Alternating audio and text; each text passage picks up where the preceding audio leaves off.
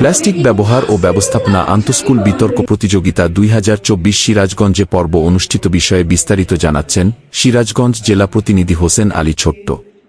সিরাজগঞ্জে বিভিন্ন স্কুলের শিক্ষার্থীদের অংশগ্রহণে প্লাস্টিক ব্যবহার ও ব্যবস্থাপনা আন্তঃস্কুল বিতর্ক প্রতিযোগিতা ও ফাইনাল বিতর্ক ও পুরস্কার বিতরণ অনুষ্ঠিত হয়েছে।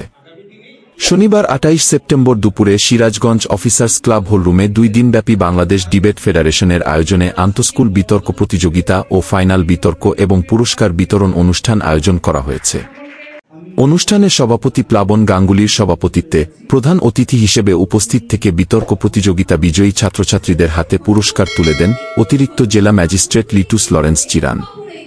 এ সময়ে বিশেষ অতিথি হিসেবে উপস্থিত থেকে বক্তব্য রাখেন সিরাজগঞ্জ সদর উপজেলা নির্বাহী অফিসার মোহাম্মদ মনোয়ার হোসেন ও United Nation Industrial Development Organization Mohammad Mahbubul Islam এবং সিরাজগঞ্জ পরিবেশ অধিদপ্তরের সহকারী পরিচালক মোহাম্মদ আব্দুল গফুর মিয়া।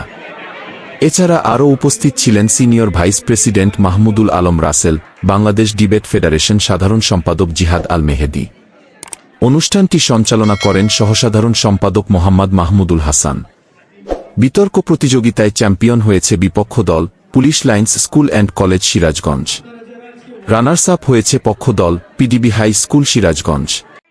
উল্লেখ্য, বাংলাদেশে বিপজ্জনক হারে প্লাস্টিক দূষণ বেড়েই চলছে। এখনই জরুরি ভিত্তিতে এটির নিয়ন্ত্রণ করতে হবে, নতুবা এটি মারাত্মক আকার ধারণ করবে। ২০১৮ সালের জাতিসংঘ পরিবেশ দিবসের প্রতিপাদ্য বিষয় beat plastic pollution, if you can't reuse it, refuse it.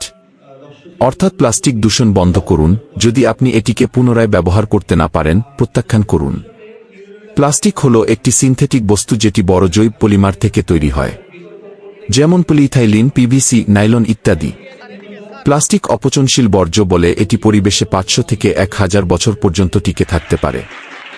Habib Wahid, smart news for you. আমাকে এই মহান মঞ্চে বক্তব্য উপস্থাপনের সুযোগ করে দেওয়ার জন্য ইউনিটি এবং পরিবেশ অধিদপ্তর কর্তৃক আয়োজিত স্কুল বিতর্ক প্রতিযোগিতা